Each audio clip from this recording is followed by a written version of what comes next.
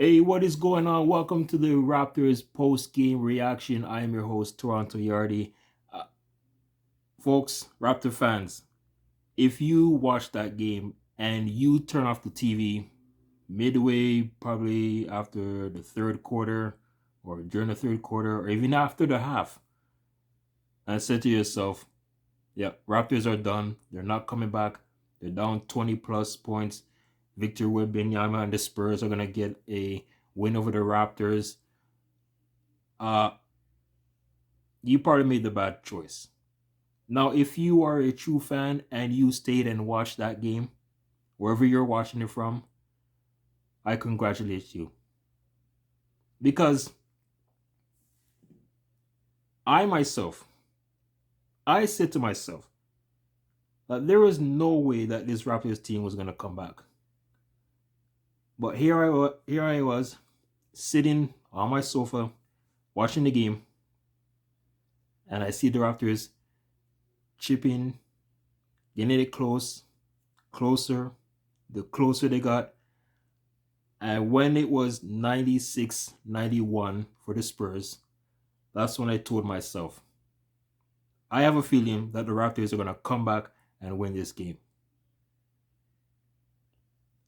First half, first quarter, things was looking good for the Raptors.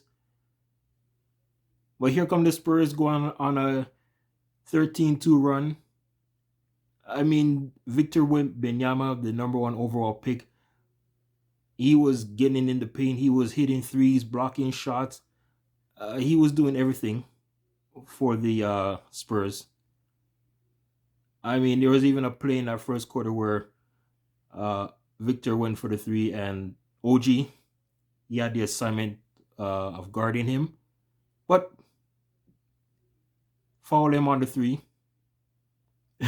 I mean, for a 7-foot guy like him, it's kind of hard to guard. And the Raptors, the only player was doing much was OG Anunoby in that first quarter, right? Along with Jakob as well. So those are the only two that were doing something. Off the bench, not much help. And the Raptors were down by 4, 26-22 for the Spurs. Then the second quarter. It seemed like the Raptors forgot that the clocks have changed 1 hour behind. They were still sleeping for some reason. That second quarter, 13 points. 13 points in the second quarter. So at the half, with the Spurs scoring 28 on their own, once again, more ball movement for the Spurs. Raptors turning over the ball in that first half, I believe it was in double digits. I don't even remember the count. Because even after the first quarter, they had double digits turnovers, 10. And it just kept piling on. And the Raptors were down by 19 at the end of the half, 54-35. So here you go. As a fan, you're like, okay, well, what can the Raptors do? Raptors needed someone or the whole team to wake up. But that's someone. And for the sixth straight game, I'm calling it right now, if he continues like this, Scotty Barnes, SB4. The first Raptor player 22 years or younger since Chris Bosh of 2006-07 season to score 20 plus points in 5 straight games. And here comes Scotty Barnes, third quarter. He starts cooking. He's like, yo, give me the ball. I'm going to take over this game. And from midway through the third quarter, Raptors are still struggling, trying to cut down the lead. But, the Spurs, every time the Raptors make a bucket, the Spurs will come back, hit a three or whatever. No defensive stop for the Raptors. They couldn't get nothing going. No stops. Can't do nothing. And then the fourth quarter, another different story. But the third quarter, where the Raptors scored more than the first and the second, 36 in that third quarter. San Antonio with 32. And then the fourth quarter, where the Raptors, I said Scotty Barnes took over. Getting some help from OG Anunoby as well. Pascal Siakam, I guess he was still sleeping. Not doing much. The bench. The bench was a little bit of help tonight. Only 21 points off the bench. But your starters, you have to get most of the minutes out of your starters. Right? In this one. Siakam played 35 minutes. OG had 38. Barnes had 42. Jakob had 28 minutes. And Dennis had 38 minutes in this game. But back to Scotty Barnes. This guy's an all-star right now. Like this, let's just end the chat right now and let's say that Scotty Barnes is an all-star right now. Unless, knock on wood, that something happens and he ends up going having an off night. He is not having an off night so far. Today, because the game was afternoon, 30 points, 11 rebounds. That's another double-double. That's, 6 straight games of a double-double? Unbelievable. He was 9 for 20. Okay, there is a couple of missed opportunities that he missed, but that's okay. 5 for 10 from the 3. He was 7 for 11 from the free throw line. He had 3 steals, 3 blocks in this one. Dennis Schroder had 24 points, 3 rebounds, 6 assists. He was 10 for 19 from the field. So, I did say before, I think it was like maybe the Philadelphia game or the Chicago game. I don't remember. That, Dennis Schroder is like one of those up and down guys. Look, this, he's putting up some numbers, okay? OG Anunoby had 24 as well. 7 rebounds, 4 assists. 8 for 16 from the field. And he had, just give me a sec here, folks. He had no blocks in this game. I'm okay with that. But coming down to the wire, where the Raptors were down by 2. Yes, they were down by 2. No, sorry, they were down by 3. It was 108-105. Raptors hit a big 3 from Scotty Barnes. Ties the game. And then here we go with the officials. I don't want to sit here and complain about the refs because it's the same story every game with the Raptors and the refs. We should get used to this by now. As a Raptor fans, Toronto fans, we should get used to these foolish calls by the officials. So, the play was tie game, 108-108.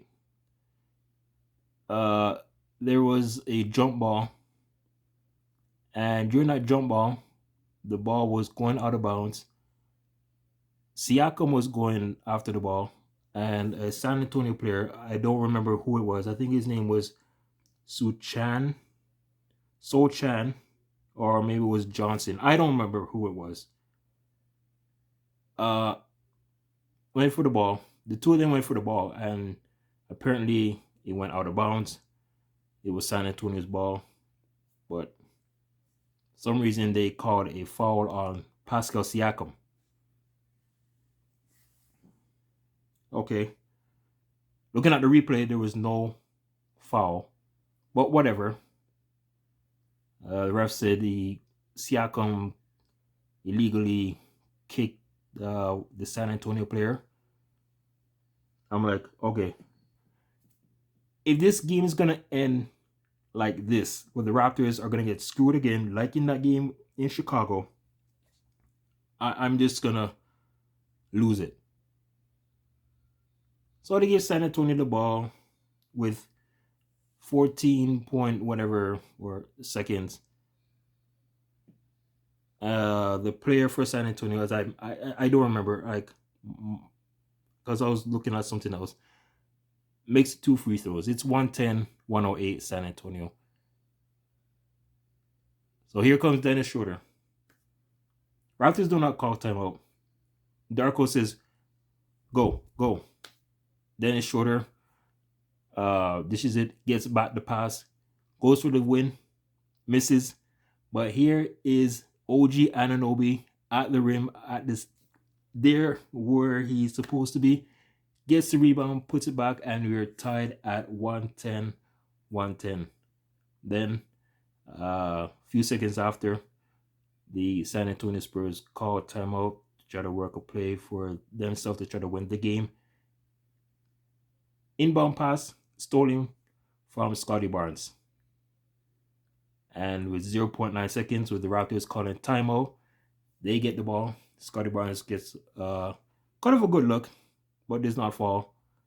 And we're heading to overtime. And in overtime, OG hits a 3. Pascal Siakam hits a 3 as well.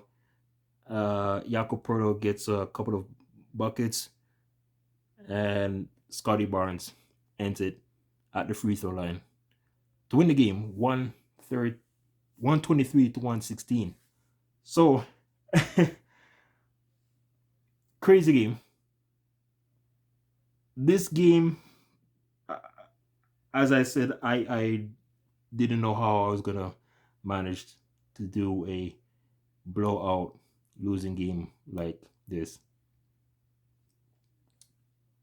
And it's so funny because the San Antonio Spurs came back from 20 plus to beat the Phoenix Suns just a few nights ago. And here we are. Raptors down by 20 to the Spurs to beat them by 7 points. So it's a game of runs. It's a game of stops as well.